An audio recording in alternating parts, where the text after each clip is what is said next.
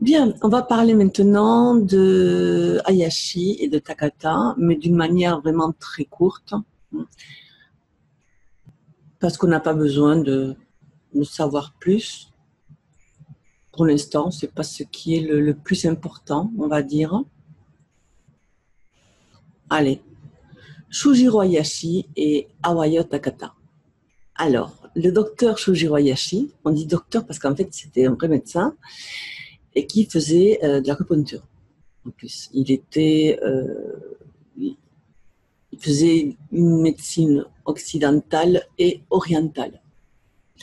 Donc, c'est un officier médecin de la marine japonaise et fut un des élèves de Mikao Shui qui est arrivé à la maîtrise de Shipine.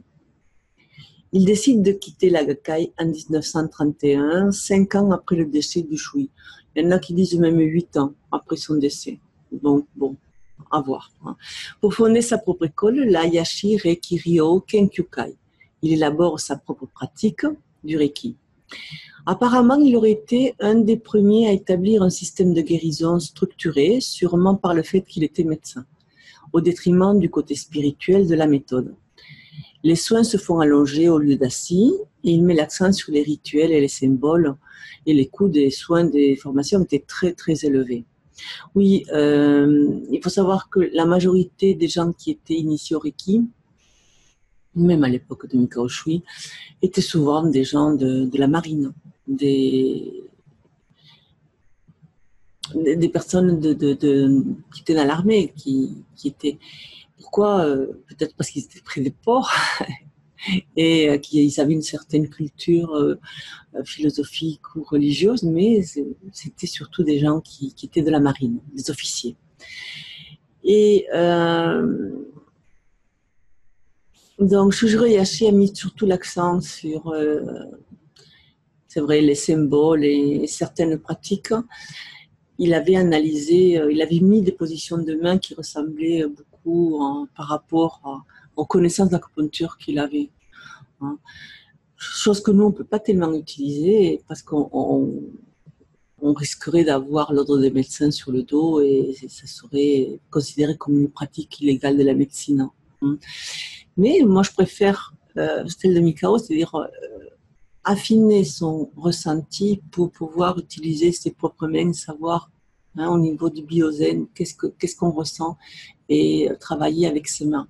C'est quand même pour moi beaucoup mieux que de répéter machinalement où est-ce qu'on met les mains. Mais bon, l'un et l'autre ont leur place, donc ça pose aucun problème.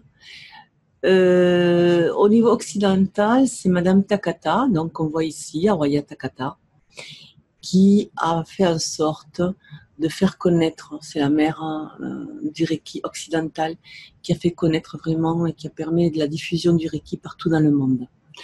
Donc elle, Madame Awaya Takata, c'est une hawaïenne japonaise initiée par Shujiro Hayashi. Donc, elle fait sa rencontre suite à de gros problèmes de santé. Elle est asthmatique. Elle reçoit des soins Reiki pendant une longue durée, un soin par jour pendant 4 mois. Elle se rétablit et décide de se former Reiki. Alors déjà, on voit que, on verra par la suite le nombre de soins de séances qu'on peut donner à quelqu'un, mais souvent les praticiens Reiki sont bloqués sur les 4 soins qu'il faut donner à quelqu'un. Les 4 soins, c'est souvent un minimum. Hein. On voit bien ici que Madame Takata a reçu un soin tous les jours pendant 4 mois. Voilà. Donc, il ne faut pas s'arrêter à certaines règles comme ça. On est tous différents et ça sera très différent pour les uns et les autres. Mais on reviendra sur le nombre de séances à donner un peu plus tard. Donc, après, quand elle se rétablit, elle décide de se former au Reiki. Et c'est grâce à elle que le Reiki est arrivé aux États-Unis après la Seconde Guerre mondiale et en Europe. En 1938, Shujiro Hayashi a nommé publiquement et devant notaire Awaya Takata comme la dépositaire pour Hawaï et les États-Unis d'une variante particulière du Reiki, Ushui, et du Reiki Hayashi, la Ushui Shiki Ryo, méthode de santé naturelle Ushui. Awaya Takata a dû vendre sa maison pour payer le montant de son autorisation à enseigner le Reiki. Donc on peut dire que la branche occidentale est affiliée à Madame Takata Elle créa sa propre école et après son décès, de Reiki Alliance, en 1983, fut la première association de maîtres Reiki occidentaux dirigée par sa petite fille Phyllis Furumoto. Malheureusement, Madame Takata a édulcoré, simplifié, inventé pas mal de choses sur la vie de Mikao Shui et sa méthode, ainsi que le Reiki, afin que le Reiki soit bien accueilli. Mais il ne faut pas oublier le contexte de l'époque. Le Japon était en guerre avec les États-Unis. C'est grâce à ces mensonges que le Reiki s'est propagé en Occident et depuis on a pu rétablir en partie la vérité et les origines du Reiki.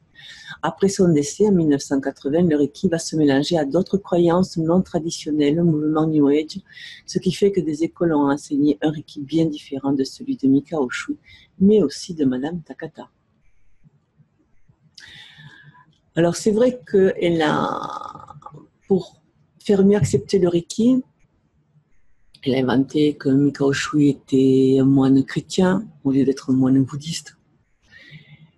Et elle a inventé donc pas mal de choses sur la vie de Mikao Shui. Et je pense que là aussi, mélanger la vie de Mikao Shui avec celle de Shujiro Agashi, elle a fait un mix des deux et puis c'était bon quoi.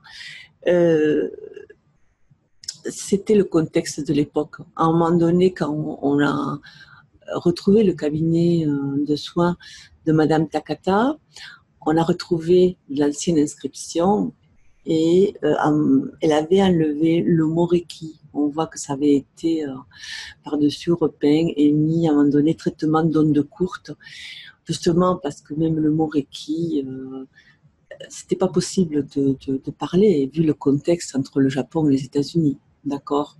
Donc, faut pas lui en vouloir pour ça, parce qu'elle a su quelque part, elle-même disait que le Reiki n'était pas fait pour les Occidentaux, qu'il fallait vraiment lui enlever pas mal de religions et le faire au plus simple pour eux.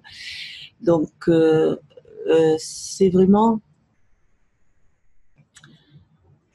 quelque chose de très simple qu'elle a mis en place.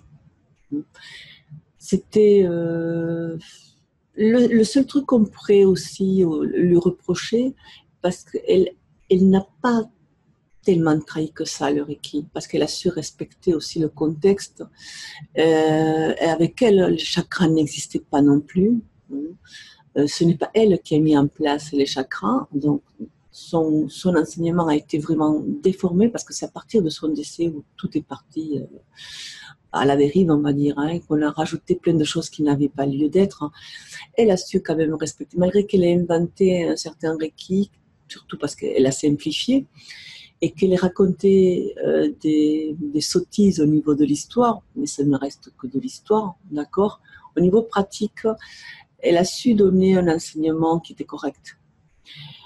Le fait, comme nous on va apprendre, hein, des positions de main standard, c'est très occidental, c'est venu par la suite, parce qu'elle elle commençait pas toujours par la tête, elle commençait souvent par le ventre, et elle disait ça n'avait pas d'importance qu'on commence par la tête ou par le ventre.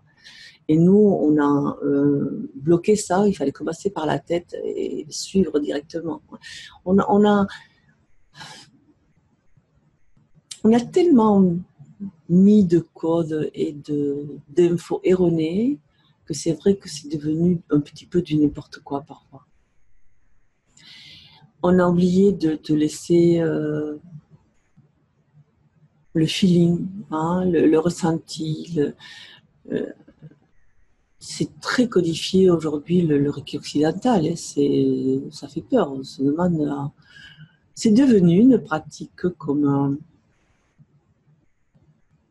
c'est devenu une pratique. C'est pas devenu un art de vivre, mais c'est devenu une pratique. On fait ça, on applique ça. En fait, un petit peu comme la médecine allopathique. Hein.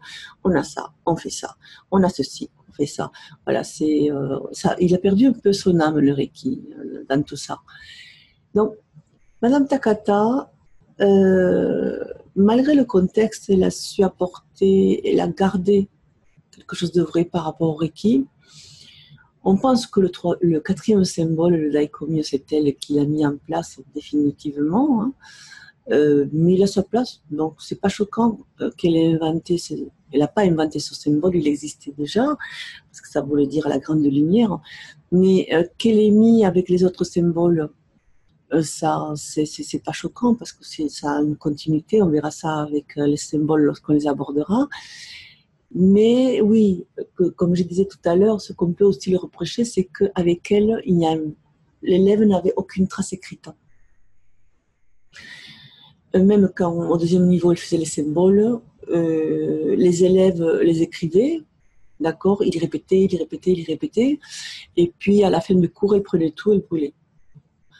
Les élèves n'avaient pas le droit de prendre des notes ni d'enregistrer, sauf vers la fin, qu'elle a permis à un élève à elle de faire quelques enregistrements, le pourquoi on a des faits vérifiables, on va dire. Hein. Ce qui fait que quand certains sont partis à la recherche de comment elle apprenait, ils se sont retrouvés avec des élèves que chacun avait son ressenti et parlait avec des choses différentes, racontait son histoire de manière différente par rapport aux autres.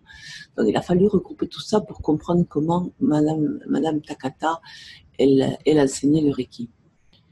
Donc c'est dommage, parce qu'elle aurait laissé des écrits, on aurait mieux compris, mais déjà comme ça, on a pu voir que ce n'était pas elle qui avait dévié le Reiki, mais c'est par la suite qu'il y a eu beaucoup de déviance. Voilà un petit peu, pas la peine de s'étaler davantage au niveau historique. Pour l'instant, à votre niveau, ça suffit largement. Hein, de savoir comment était Mikao Shui sur des faits vérifiables, donc c'est surtout la stèle et le Ike. Donc je te propose de lire le Ike de Mikao Shui pour mieux t'imprégner de ce que le Reiki. Et concernant Ayashi Takata, suffit, de toute façon, il y a d'autres PDF que je pourrais te passer, ça te permettra de mieux comprendre un petit peu sur des choses qui ont été vérifiées et pas inventées. Voilà, on va s'arrêter là et on verra tout ça par la suite.